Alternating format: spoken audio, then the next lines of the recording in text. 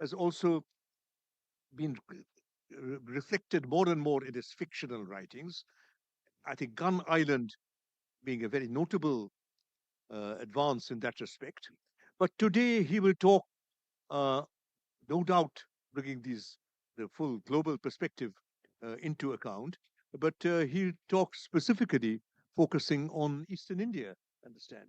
So, Rok, Amitabh, I'll leave it to you to lay out the terms of your discussion. I don't think we need to be guided too much by what's printed there. What you would like to talk about? Well, first of all, let me say what a pleasure it is to be here. This is some of the best audiences ever, and I'm I'm really grateful to the Kolkata Literary Meet for inviting me. It's always really enjoyable for me to be here. So thank you. But I must say, Shukanto, I'm rather alarmed to hear you say that I'm going to talk because I don't have a talk. I thought we were going to have a You conversation. talk. Yeah, Oh, we'll we talk. talk. Yeah.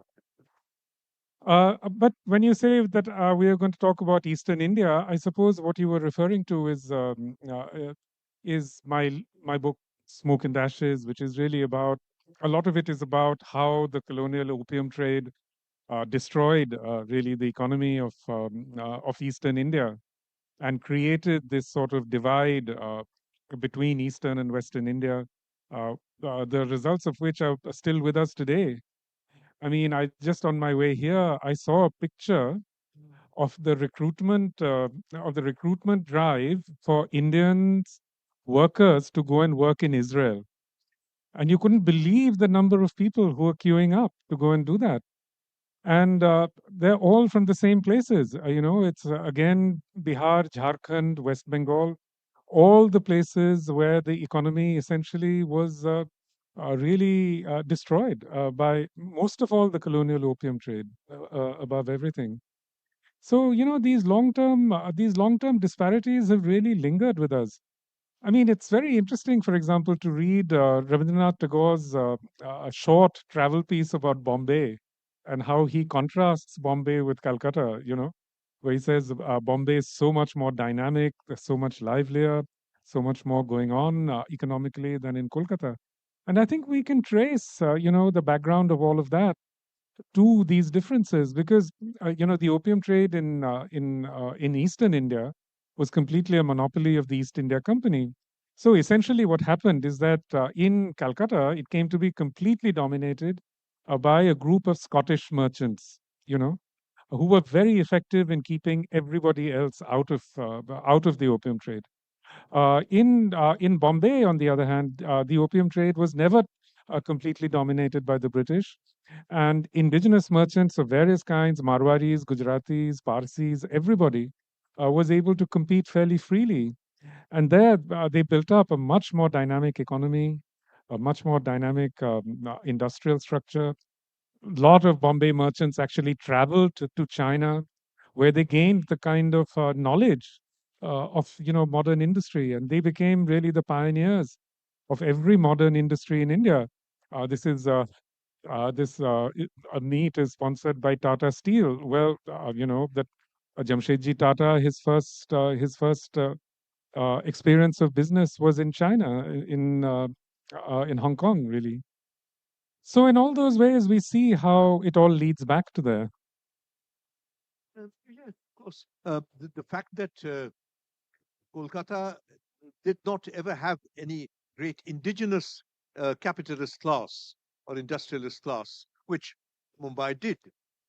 But so that's the sort of the In the 18th century, in the 1760s, in fact, as soon as the British gained control of Bihar, especially the area around Patna, where before there was a very small production of medicinal opium, because medicinal opium has always been used. It's the most important medicinal substance known to man and continues to be to this day.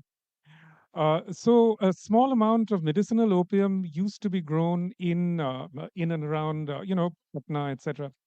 So after the Battle of Buxar, when the British gained control of that part of Bihar, They very soon declared a monopoly on the opium trade, and later they would claim that the Mughals had a monopoly of the opium trade, but this is completely made up. It's not the case.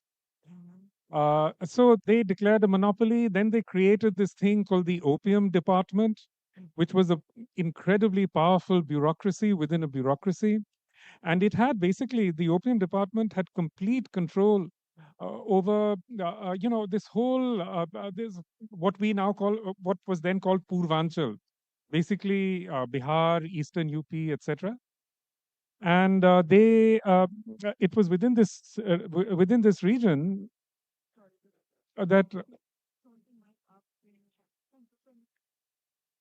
so it was within this region that the opium department operated, and it was a very highly repressive structure. You know, they had their own police force. They had all kinds of legal impunity.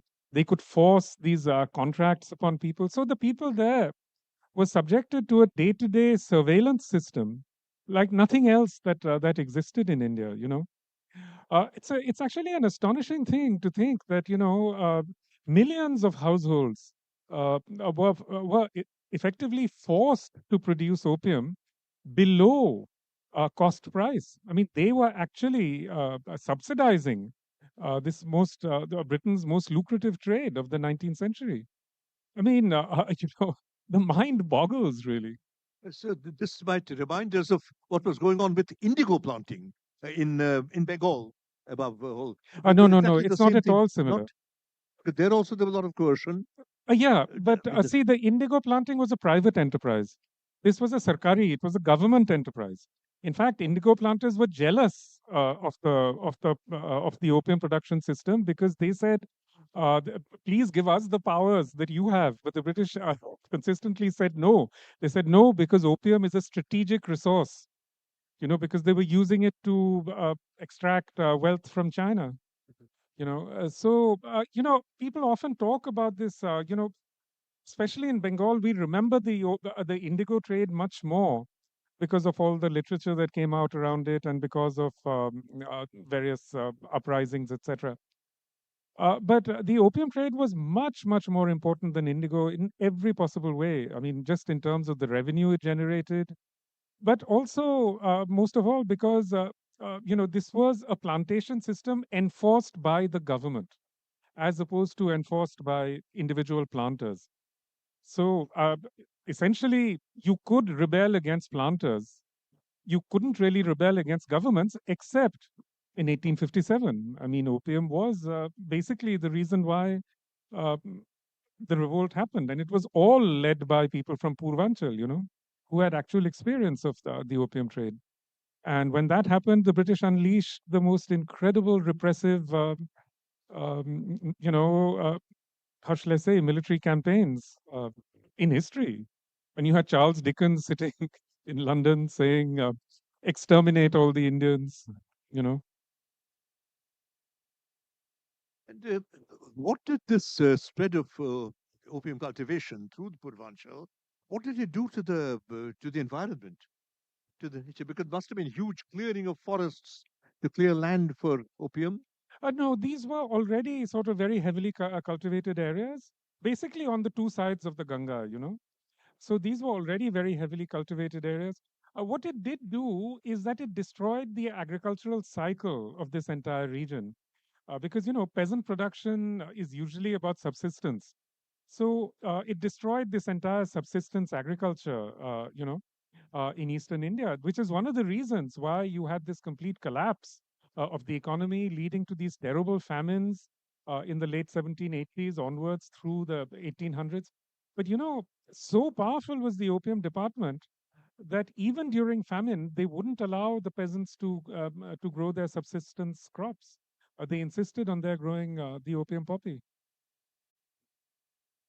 Yeah, I mean, this is a detail which we really have to thank you for bringing into the just the sort of the consciousness of the Indian reading, the global reading public so large, because while we might have in a way been aware of the damage that opium was doing at the receiving end, as it were, in the chief countries or country where it was marketed, and this, of course, you have dealt with extensively in your part of your Ibis trilogy.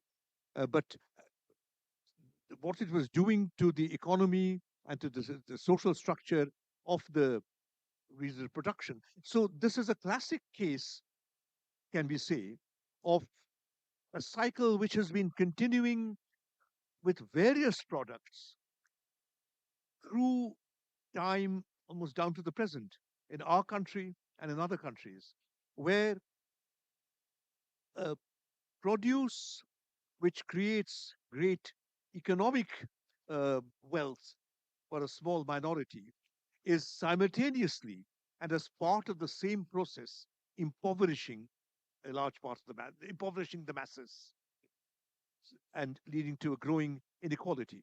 And in this case, of course, it was exacerbated by there being the whole thing happening within the framework of colonial rule. But this idea of this complete disjunct between the creation of wealth and the distribution of wealth or the enjoyment of wealth, the consumption of wealth. I think this is maybe the first really major example which can be kind of seen in a focused way within the colonial economy. I mean, it was happening, no doubt, over the across the entire colonial economy. I mean, our textile trade was absolutely collapsed, and the first example that comes to mind. But this is okay. Can you hear me now? Is it okay better? Yeah. Okay. This is a place where you can sort of really see the whole thing happening within the compass of a single region. Would you say that that's a Yeah. The second part of the story is that the British were able to establish a monopoly on the opium trade in eastern India because they had political control of eastern India. Because uh, I think that's going to be a very hard act to compete with, whatever it is. no, no. I think you'll do very well. Go ahead.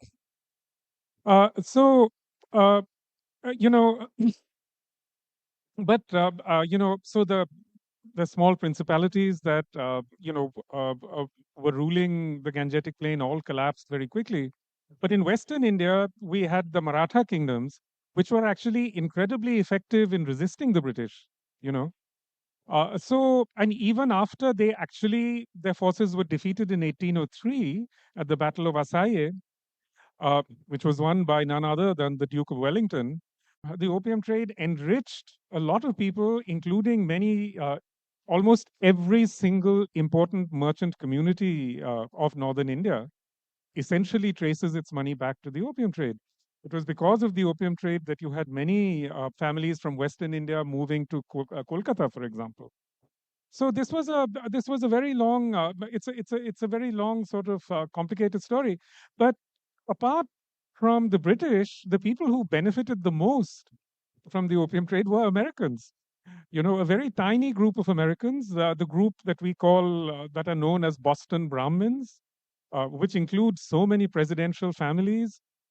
They enrich themselves through the opium trade. In fact, as you know, I've written about this at great length in my book Smoke and Ashes, which is coming out in America next month.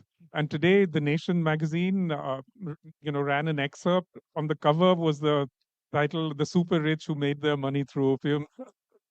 so, so really, the opium trade. I mean, basically, so many American fortunes were made through opium. I mean, you know, Franklin Delano Roosevelt, for example, his grandfather was one of the biggest opium traders in Canton. The Forbes family, who are sort of iconic of capitalism, they made their money in opium. All the institutions, all the universities of Eastern America, basically were founded with opium money, or actually funded with opium money. I mean, very recently at Columbia University, they asked me to go and talk about, they had the biggest building most impressive building in Columbia University is called the Lowe Library. It's actually named after a man called Abiel Abbott Lowe, who was he was actually from Brooklyn, and you know, he lived in Brooklyn. My children went to school in a house next to his house. You know, but this guy, Abil Abbott Lowe, was one of the biggest opium traders in America. And Columbia University didn't even know. They needed some random Indian novelist to come and tell them about, about their university's, enmeshment with opium money. Yes, I mean, that section is maybe the most unexpected to readers of your book. But all told, I mean, the most powerful and the most disturbing sections, and I think those where you actually talk about the opium cultivation and opium trade in India. Um, Now, would you like to say something more about this, or I would just like to shift the conversation, if I may, to another area about which we have so enriched our understanding, which is the it is one extreme end of eastern India, namely the Sundarbans, Ah, yes. and uh, the environmental issues of Sundarban, how you look at them, how you feel that they might have been affected, aggravated by sort of political and economic activity, um, because they have now become even real problem region with global warming and the rise of the sea level. Um, Large part of the Sundarbans might disappear under the sea, or at least be completely unfit to live.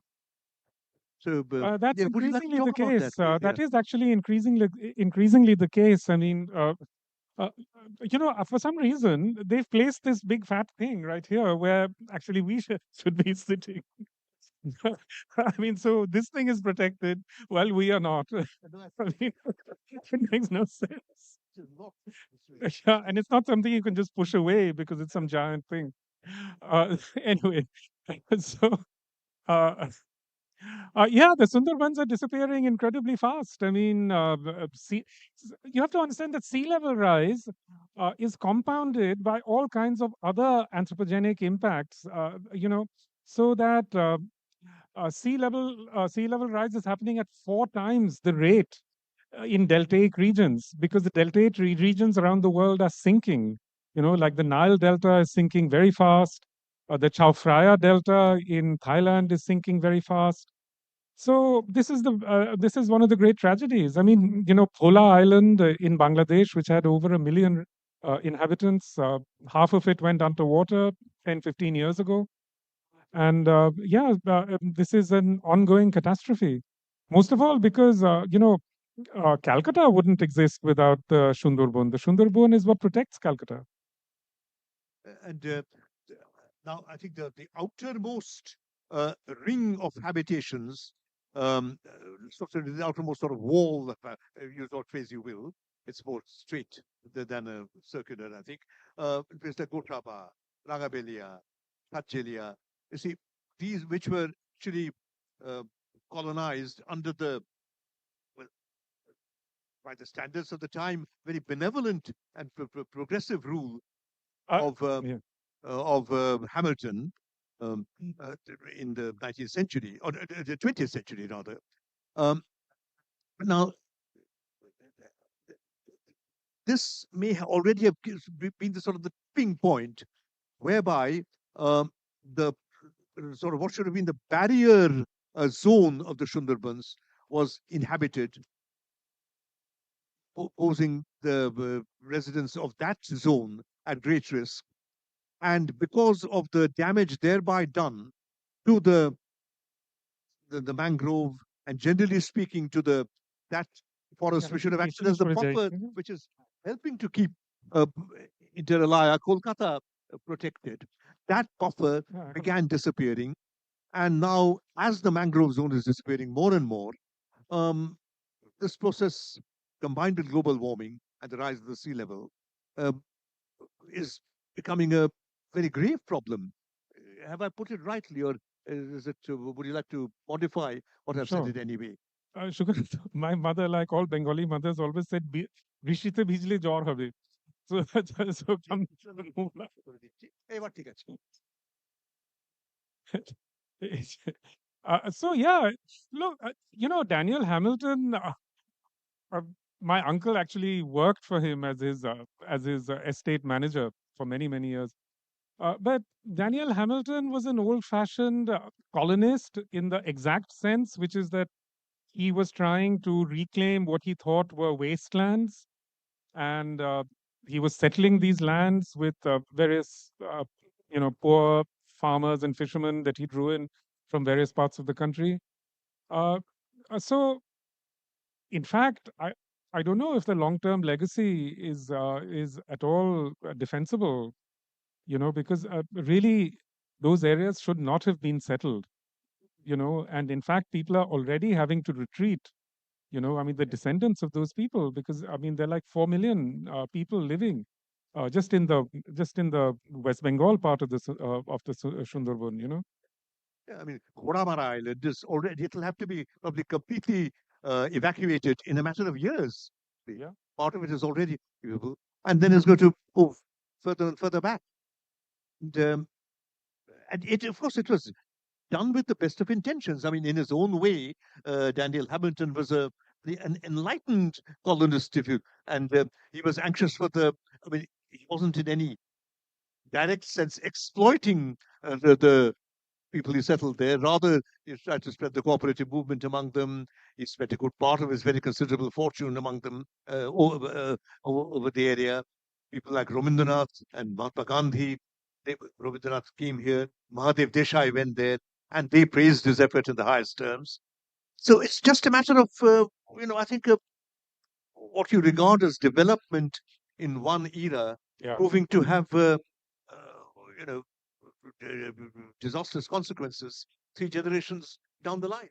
Yes, absolutely. That's the story of our world. I mean, in fact, almost every crisis, and we are now living through a planetary crisis at so many levels.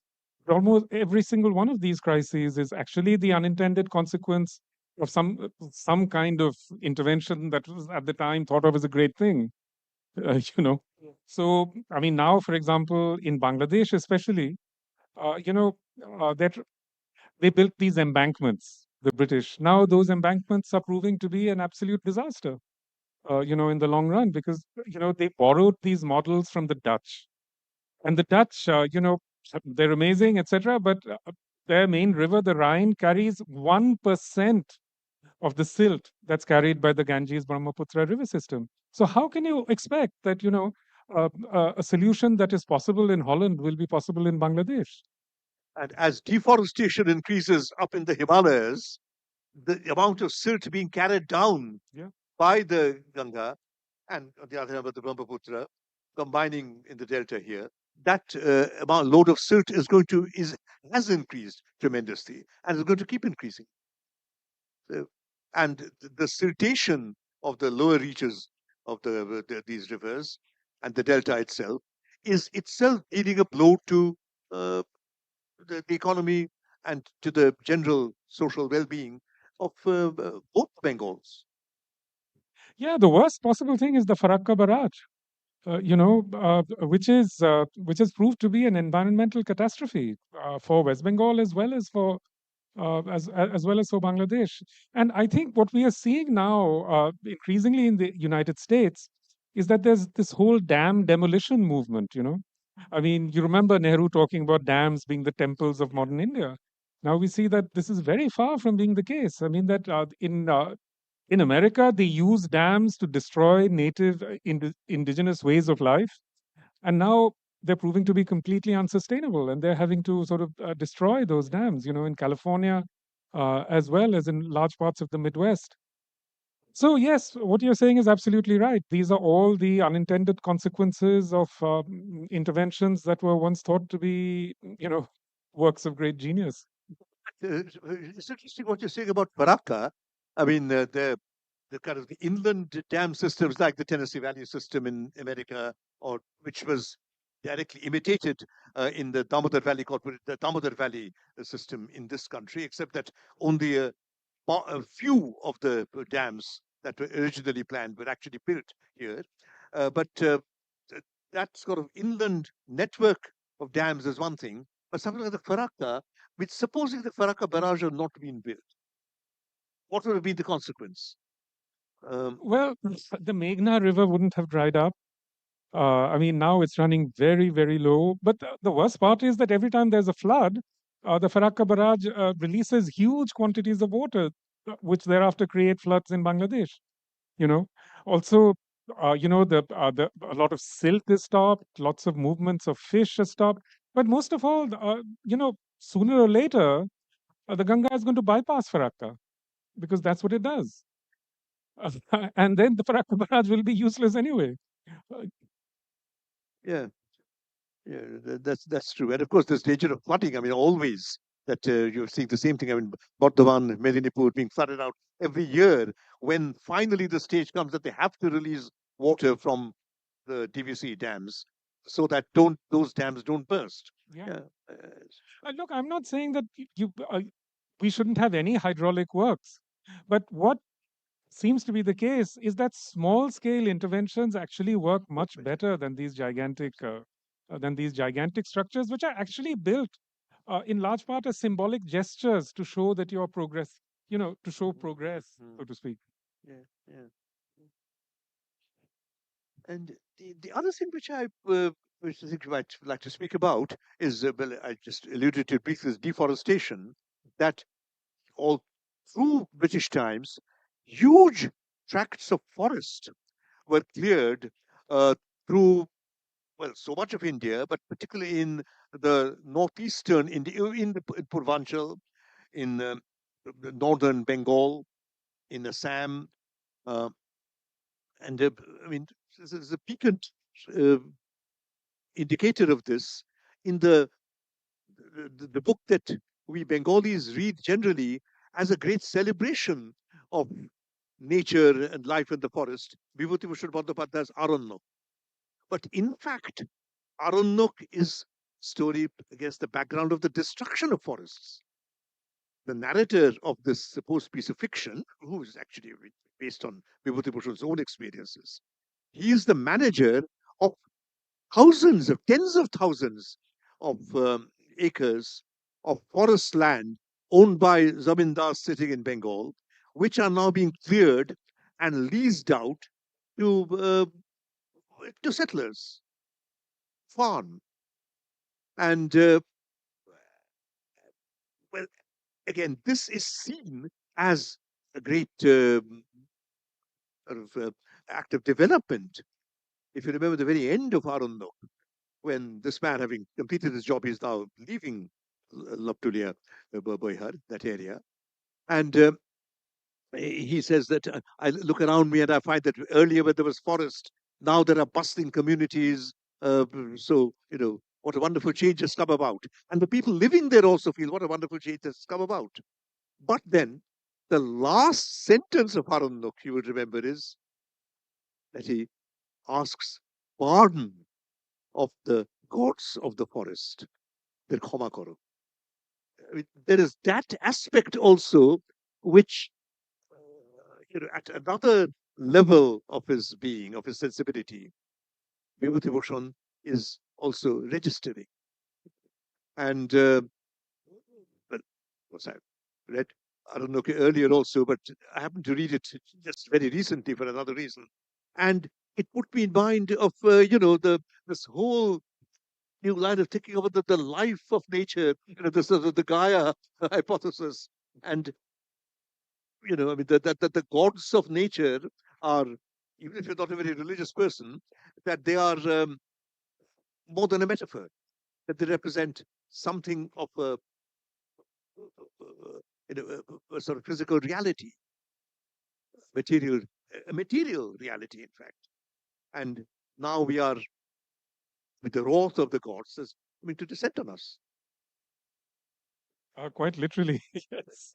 Oh, no, I mean, this is just to sort of find a frown on the face of the gods. I think if this were the worst, then we would have nothing But to you worry have to about. remember this is happening in a season when it doesn't rain, which is why Yeah, they're yeah, holding this whole event outdoors. yeah. Yeah, I mean, British forestry policy was just the biggest disaster you can ever imagine. Because, basically what they did is that they hired uh, these German foresters, and the Germans invented something called scientific forestry, which basically was built upon the idea that a forest is a kind of machine for producing trees. So basically, these forests were just meant to produce more and more and more. And we know now that this is not the case. Forests are not machines. Forests are tied together by all kinds of species diversity. Forests have these underground communication networks, which are basically giant mushrooms that spread across fungi, that underlie these forests.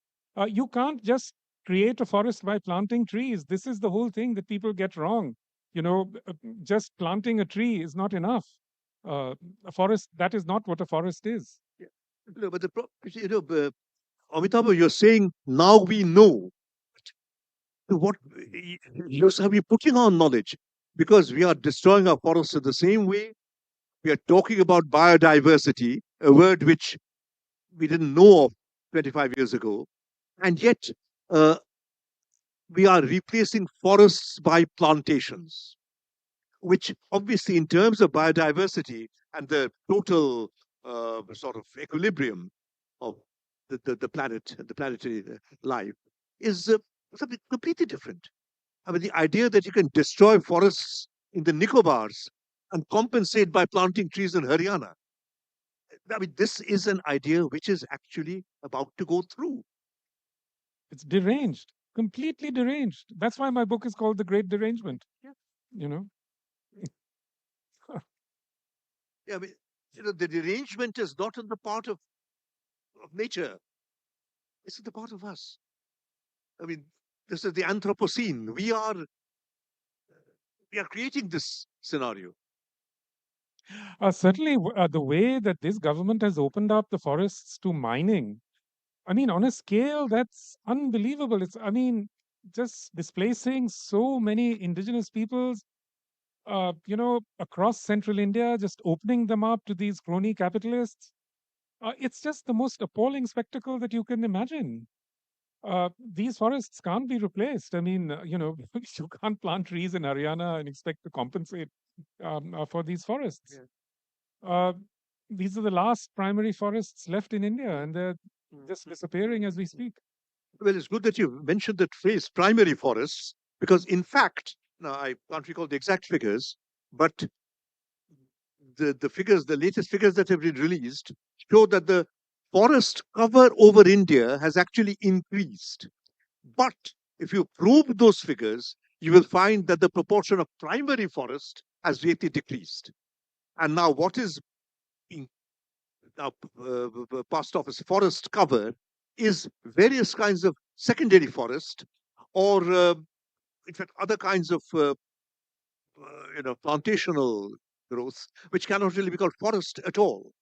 So there is a tremendous degeneration in the total, uh, sort of the protective value of the overall plant life of India. This very amateurish way of putting it, but that's what's happening. Yes, that's absolutely right. I mean, we find really it's reached a critical point. But it's not just forests, I mean, in the Bay of Bengal as well as in the Arabian Sea, we now see the emergence of these enormous dead zones, anoxic, anoxic waters where no kind of marine life can be sustained.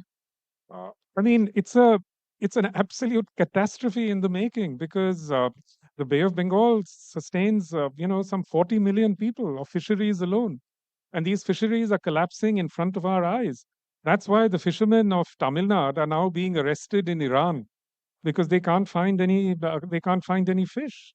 In the Bay of Bengal, they go all the way to Pakistan to Iran in order to find some fish. Not that there's much fish there either. So, yeah, I mean, we are really living through this kind of incredible catastrophe. And as you were saying to me, Vishukanta was saying to me just before we came on that, he has a 3-year-old grandchild, and he just can't think what this child will face in the future.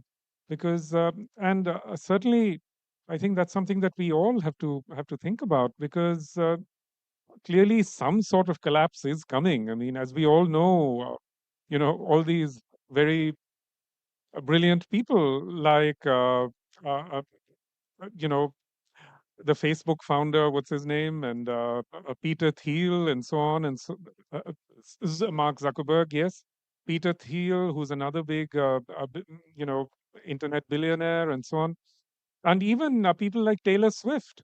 They're all investing in what they call, catastrophe shelters, which are sort of, I mean, the rich ones have very hyper luxurious catastrophe shelters. Mark Zuckerberg has built one which costs almost $200 million in a sort of remote island in the Hawaii archipelago. So the idea is that when the catastrophe happens, they're all going to get on their jet planes and go off to their shelters wherever they are. This is a huge movement now in America. I don't think this is going to work. I don't think, I mean, you can't have an island in every sense like that. Yeah.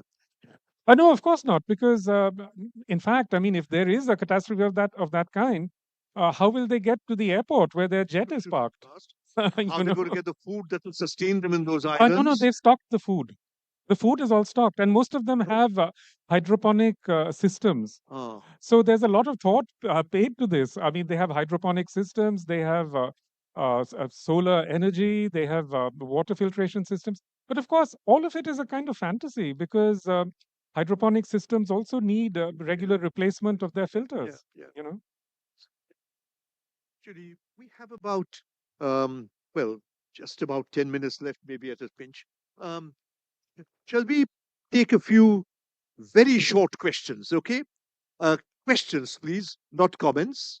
I mean, you're more or less in darkness. I can't see you. I hope there is somebody There's someone down in there. There's front. somebody in the Yes. front row.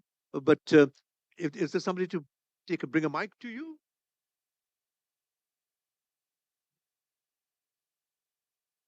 No. Questions? Okay, okay. So shall we?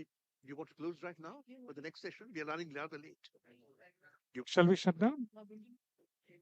okay, Okay. right. Yeah, Rainy. Yeah, Yeah. sure. Yeah. Okay, we'll take two questions. Okay, I'm Yeah. sorry about this, but uh, uh, I don't uh, think there is a mic, so just stand up you and should shout. just stand up and shout. Yeah.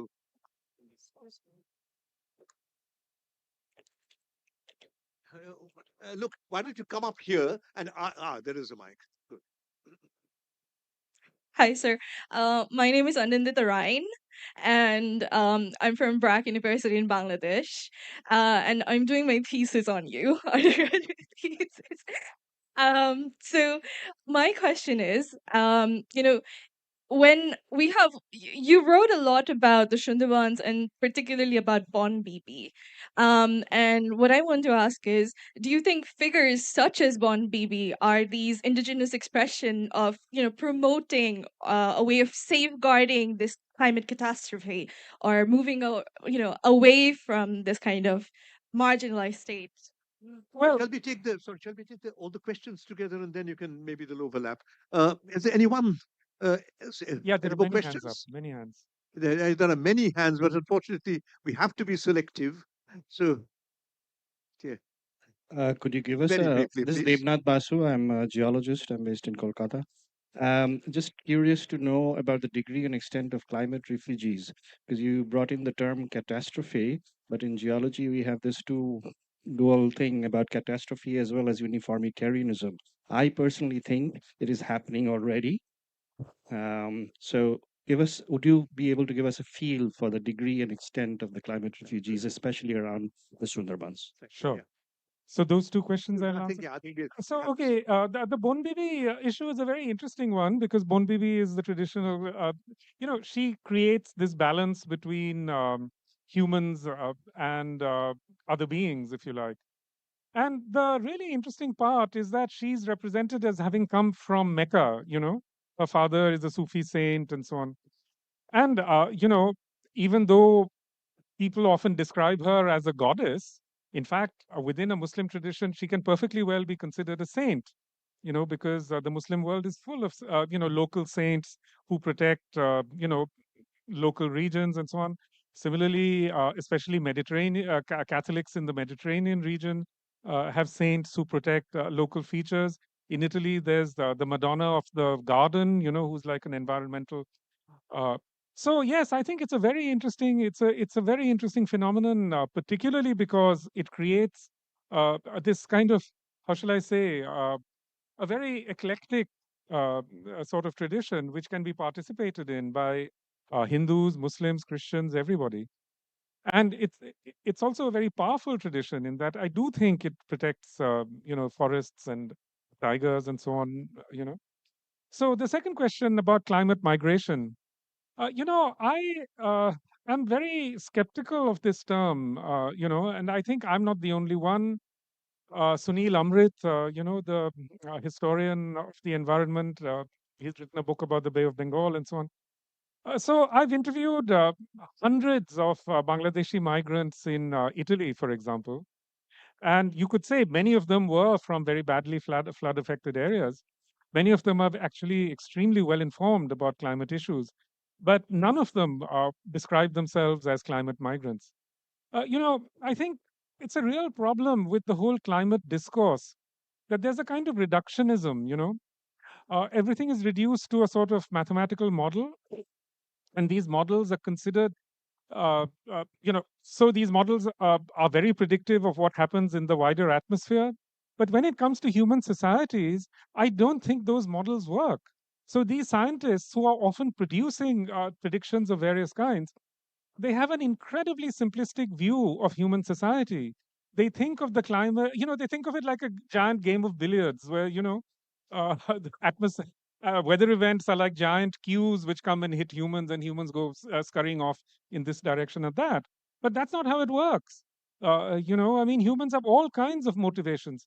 So all these refugees, not a one of them would identify themselves as a climate migrant, because some of them, they leave for many other reasons. They have other kinds of, often there are personal problems at home, often there are political problems. So it's whenever you see any migrant moving, if you ask them about their motivations, they're always incredibly complex. You know so I don't think that you can I don't think one should pander to a certain kind of climate reductionism. Actually, I did the plenary the presidential plenary lecture at the American Geophysical Union's annual conference, where it's the biggest sort of climate science conference. And I talked about this, the whole question of climate reductionism and how we need to resist the temptation to think that climate is, uh, that all these impacts are to do with climate, because they're not. I mean, if you see the impact of weather events across India, are hugely amplified by local factors like terrible patterns of development. I mean, look at Chennai. Why do they have these terrible annual floods? Yes, there is increased rainfall, but they've also blocked up all the drainage channels. They've built over wetlands. So what do you expect? That's I mean, you can't blame all of that on the weather. I mean, the climate mustn't become an excuse to shelter bad patterns of development, on the ground. Yeah, I think we might, instead of the term climate refugees, yeah, we can use the term environmental refugees, which covers a greater degree of damage. And but at the same time, we don't have reductionism, but equally think there is an insidious force of a factor of climate woven in with all these other reasons for migration that you mentioned. For instance, I think it's granted now that over much of sub-Saharan Africa, climate change has made agriculture a less viable occupation than it was before, where people are expected to Shukanto, I think factor. it's I don't agree, because I think what it has made more and more unviable is industrial style agriculture, which has been pushed on poor people across the world by these giant agriculture companies and by, Western development agencies. I mean, so look at the aftermath of the Green Revolution. Look at the way that farmers are planting in Bengal. We had so many kinds of drought resistant and flood resistant varieties of seeds. They no longer plant them. It's Debol Deb who single handedly has kept those seed strains alive. You know There are a few others actually. Yeah, yeah. I think we have to stop. I think that, we could go on talking forever. Somebody like Amitav, but all those things must stop you there. So thank you. Thank you, Sukanta. Thank you. Thank you. Ladies and gentlemen, I know there will be many more questions and we could go on, but just keeping the weather in mind and for safety reasons, we need to stop because of the electrical wires and uh, getting wet. We'll take a brief. I know there are a few more sessions. Hope, as we speak, the rain seems to have subsided. We'll pause our sessions for a while. Hopefully, the I think the worst is over, but we'll just wait for the rain to stop and then restart. Please bear with us. If it rains more, then we'll just have to stop. I hope you understand. Thank you.